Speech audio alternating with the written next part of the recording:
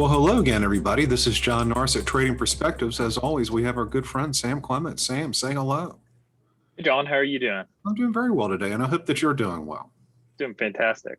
I'm glad to hear it. Now, Sam, here we are, halfway done with 2021, a full year or so, really since the turmoil of last summer, when we had people screaming "defund the police" from the treetops, rooftops, on top of church steeples, whatnot.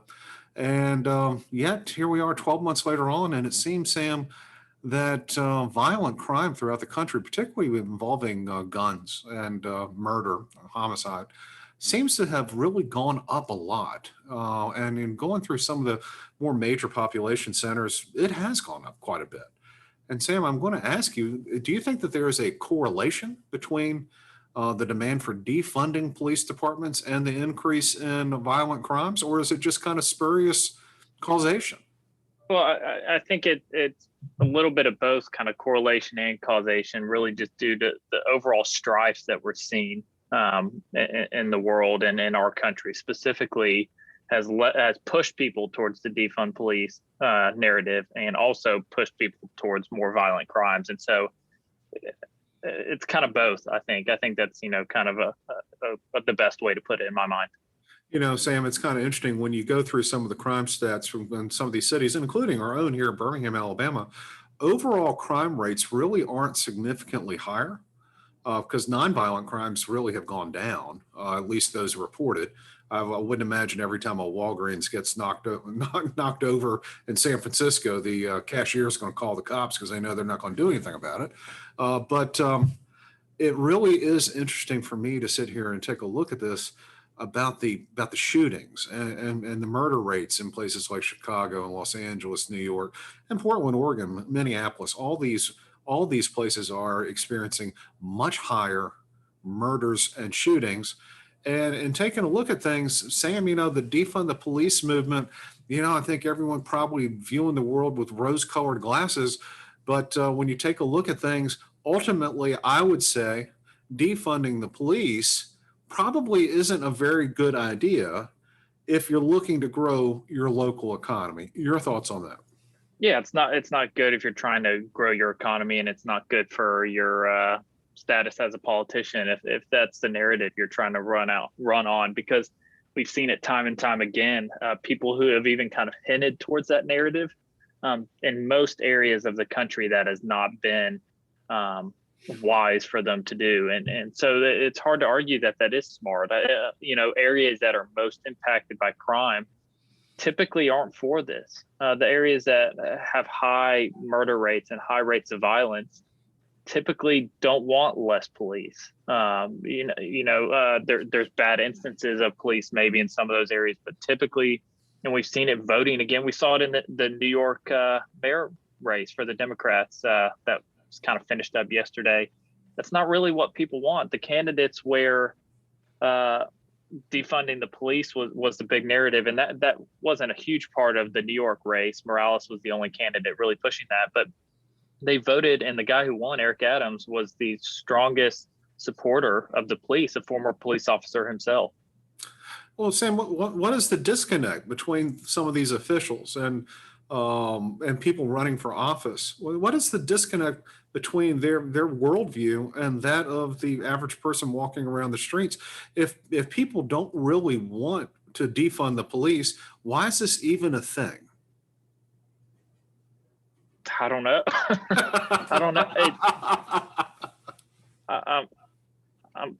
I'm confused. I don't get it. And it just disconnect is really, I can't explain the disconnect, but I can point and show you that there is disconnect. I mean, again, the areas that were voting more against police officers and defunding police were in areas with much lower crime in New York City than the areas that had higher crime rates were pretty overwhelmingly voting for Eric Adams. And even Catherine Garcia, another Democrat who barely finished in second, she was pretty, at times I think she had hinted against the police, but overall still relatively supportive for the Democratic Party in that state. And so you didn't really see that take hold, especially in the areas that that have been hurt the hardest years for decades, really, with crime. Well, the thing is, you're absolutely right. We've all read the stories. Even a lot of those cities where the defund the police movement seemed to be the strongest, months after defunding the police, guess what? They're refunding the police. I guess not refunding, but you catch my drift. Yeah. Yep. Increasing their budgets again to counterbalance a couple of things: the spike in violent crime, and then also, well, gee whiz, you get rid of cops or cops retire, you have to replace them. And everyone wants to retrain the police to blah, blah, that. Well, that costs money, Yep. and pension plans cost money. And it's a very expensive thing to do, that being enforcing the laws of your community. And so what I have found interesting about it, from just viewing the world through an economic lens, people who are saying, let's defund the police, are essentially, in my estimation alone, is what they're saying is, I want to defund or spend less money on enforcing our own laws. And Sam, I have a real problem with that, because if you're not going to spend as much money enforcing your laws, well, then what does that mean long term for the rule of law in your area? Your thoughts on that, Sam? Yeah, well, it clearly is not good for your economy. We've talked, I can't even probably count the number of times, about how strong rule of law, strong property rights, education are kind of key pillars of a growing economy and an expanding economy. And this is what we're talking about: a strong rule of law. Something, the biggest thing is that it's enforced equitably across all citizens. And as the police force decreases, or, doesn't have the necessary budget to, hold up the rule of law, you're going to have issues, and you're going to have disincentivized companies from going to your city, your state, whatever it may be. Well, you're absolutely right. And, I have said that, we have said that three characteristics of any properly functioning society and vibrant economy are adherence to the rule of law, strong individual property rights, and strong development of the human capital.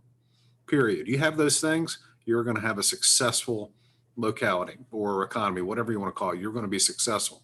So when you defund, when you make the police out to be the bad guy, and I would say we've seen a lot of that over the last 12 months, police being made to be the bad guy, as opposed to the people who are there really to, what's the Los Angeles Police Department's motto? To protect and serve. And ultimately, for the vast majority of police officers, law enforcement officials, that is exactly what they do. So when we are saying defund the police, one, it doesn't seem as though average people like it, because they want to feel protected. They don't want to be a victim of violent crime. They don't want their neighborhoods to have violent crime. Sam, help me explain why people of your generation, I'm going to say this is a Gen Z thing. I think that's more of a millennial thing, if I had to peg it on somebody. Is it a baby boomer thing?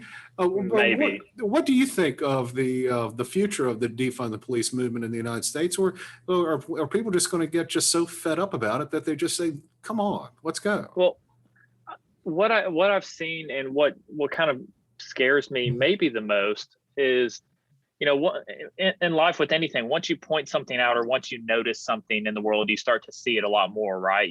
Whether it's a song, a type of car, whatever it is, as soon as you notice something, you see it more and more and more.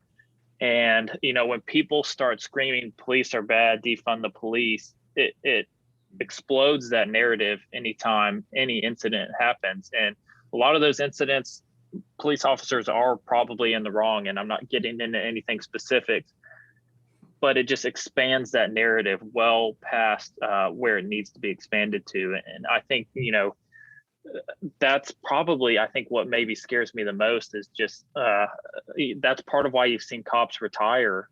They've cited that as reasoning, just they don't feel like they can really do their job anymore. And so I think there's a lot more scrutiny. Some of it may be deserved, and I think a lot of it probably not deserved. And I think that's the trend that scares me the most, and is going to change the decision-making process of the people who are sworn in to protect us.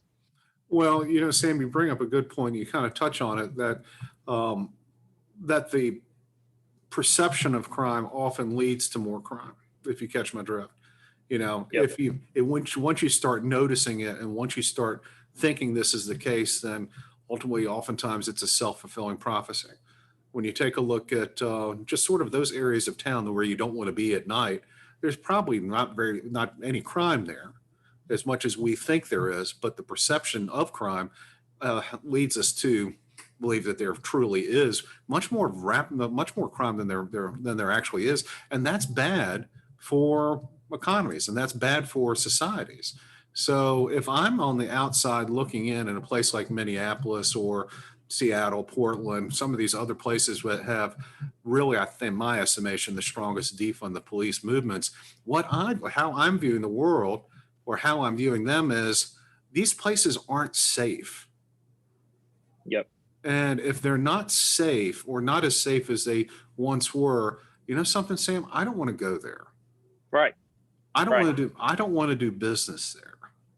I mean, And let's use an example. Let's take Portland. Say whether it's safe or not. I'm not going to get into that, but say people start fearing that it's not a safe place. Okay, well, if I'm a business and I'm looking where I'm going to start, why would I go to a place that I feel like is unsafe?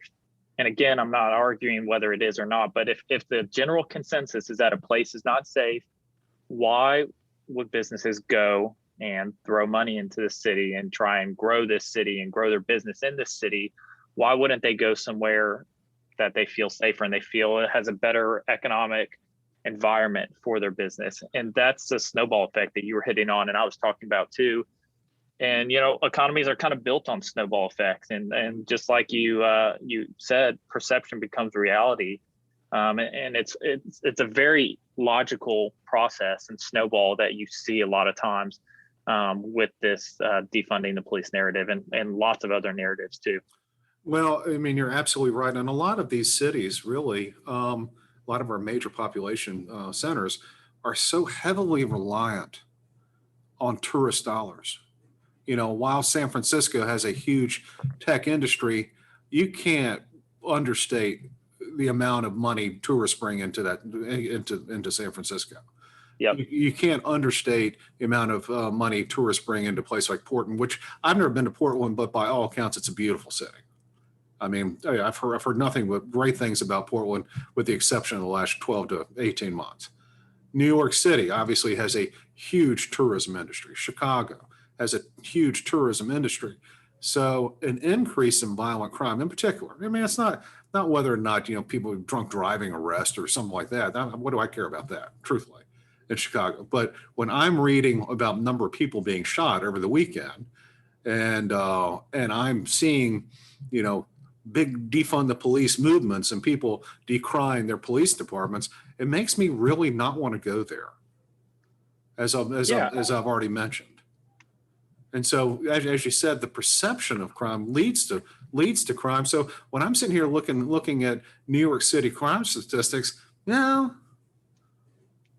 they're not as maybe as awful as the media would lead us to believe. They are up. They're still well below where they were in 1980 and 1990, but they're far up. But Sam, what is your perception of New York City right now? Is it a safe place or not a safe place? I'd go, but I'd be, maybe a little picky about where I would go. How about San Francisco? I mean, is it a safe place or not so safe place? The videos of San Francisco I've seen lately, I haven't been there in about 2 or 3 years, but I don't think I'd want to be shopping in a drugstore or convenience store right now. So, anything with goods under what, $950? Yeah. Well, the thugs, robbed a Neiman Marcus out there the other day. You see the video on that? I did see that. Why not? It's pretty. That's pretty amazing. So, Sam, here we are. I mean, going on about the defund the police movement, I think that we are not trading perspectives at all, thinking that while we want to live in an ideal world where cops are, every single police officer is above board and worthy of being on the vestry at their church, that's just not the case. However, there's a reason why they're called law enforcement officers. They enforce the law. Yep. And when you don't enforce the law, then you're denigrating two out of the three important pillars for a successful society or Yep. economy. Yep. Rule of law and strong individual property rights. And when you denigrate those two things, whether you do it in reality or even perception, then your local economy will suffer. So that's one of those deals that people that are crying for this, where the disconnect between politicians and the people, people that want to do this, defund the police, they might have the best of intentions. Let's make police officers nice and kind of grandfatherly type people that remember you on your birthday. However, what the message that they're giving to people outside of their communities are, we aren't serious about growing our economy. Yep. Whether they realize it or not. I don't think they do. Now, Sam, what cities do you want to travel to? That's a good question. I've enjoyed my time in Florida the last couple of weeks, so I'll go back to Florida anytime. Yeah, and Texas. And Texas. Well, of course. You are from Texas originally, right? The home country. Whatever. You know who's not from Texas? Yeah, our coworker Richard. Richard Literal is not from Texas, but what's his nickname? Big Tex. That's right. So, Sam, I'm not sure if we traded perspectives here at all today. It's just the same message that we have consistently given out here on Trading Perspectives, is that you have to have the rule of law and strong individual property rights. And whether intentional or not, the defund the police movements in various cities send the message out that they aren't really serious about those two pillars, in my estimation. Whether intentional or not, I don't think it is intentional, but that is the message. And if that's the message, then perception eventually becomes reality, as we've mentioned. So these people need to probably be quiet about this. They can do what they want, but you don't broadcast to the world, we want to have fewer law enforcement officers. We want to rethink how we enforce the law. Don't do any of that stuff, because people whether anyone really wants to admit it or not, people really love. They love it. Law and order. Yeah. All right. Well, guys, thank you all so much for listening. We always love to hear from you. Also, if you have any comments or questions, by all means, please drop us a line. You can always reach us at tradingperspectives@oakworth.com, or you can leave us a review on the podcast outlet of your choice. As always, if you want to read more or hear more of what we have to say or think or produce, by all means, go to oakworth.com and take a look underneath the Thought Leadership tab for all kinds of awesome information. Sam, I'm going to give you one last chance to give me your true thoughts on the Defund the Police movement. It's not a winning idea for economic growth. It might be a winning idea for criminals, though. Fair enough. With that, I don't have anything else today. Y'all take care.